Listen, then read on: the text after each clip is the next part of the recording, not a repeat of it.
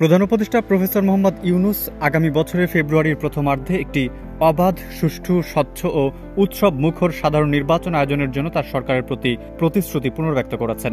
তিনি বলেন, সাধারণ নির্বাচন শান্তিপূর্ণ, পরিষ্কার, স্বচ্ছ ও উৎসব মুখর হবে। কিছু শক্তি এখনও নির্বাচন স্থগিতের চেষ্টা করছে। অন্তর্বর্তী সরকার নির্ধারিত সময় অনুযায়ী তা নিশ্চিত করতে দৃঢ় প্রতিজ্ঞ।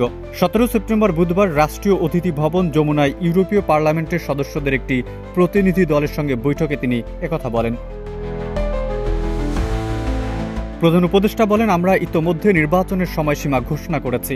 রমজানের ঠিক আগে ফেব্রুয়ারির শুরুতে এটি অনুষ্ঠিত হবে।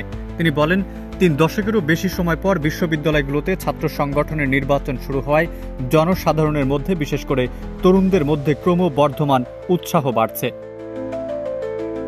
তরুণ ভোটাররা রেকর্ড সংখ্যায় ভোট দেবেন মন্তব্য করে তিনি বলেন, 15 বছরেরও বেশি সময়ের মধ্যে এই প্রথমবারের মতো তাদের মধ্যে অনেকে ভোট দেবেন।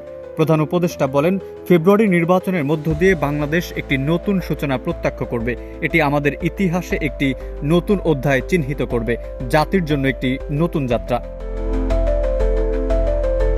ঘণ্টাব্যাপী আলোচনায় প্রধান উপদেষ্টা ও প্রতিনিধি দলের সদস্যরা সংস্কারের উদ্যোগ, বাংলাদেশের উন্নয়ন ও গণতান্ত্রিক উত্তরণে ইউরোপীয় ইউনিয়নের অব্যাহত সমর্থন এবং চলমান রোহিঙ্গা মানবিক সংকট নিয়ে মত বিনিময় করেন।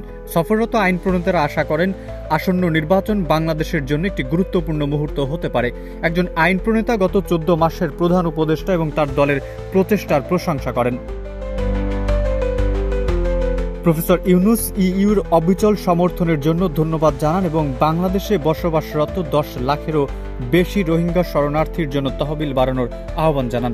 বিশেষ করে তিনি ক্যাম্পাসগুলোতে স্কুলগুলো পুনরায় চালু করতে সহায়তার আহ্বান জানান, যা সম্প্রতি ত্রাণের ঘাটতির কারণে বন্ধ হয়ে গেছে। প্রধান উপদেষ্টার বিশেষ দূত লুৎফে সিদ্দিকী অন্তর্বর্তী সরকারের বাস্তবায়নাধীন শ্রম সংস্কারের কথা তুলে ধরে বলেন, এসব পদক্ষেপ বাংলাদেশ ইইউ সম্পর্ক জোরদারে সহায়ক হবে।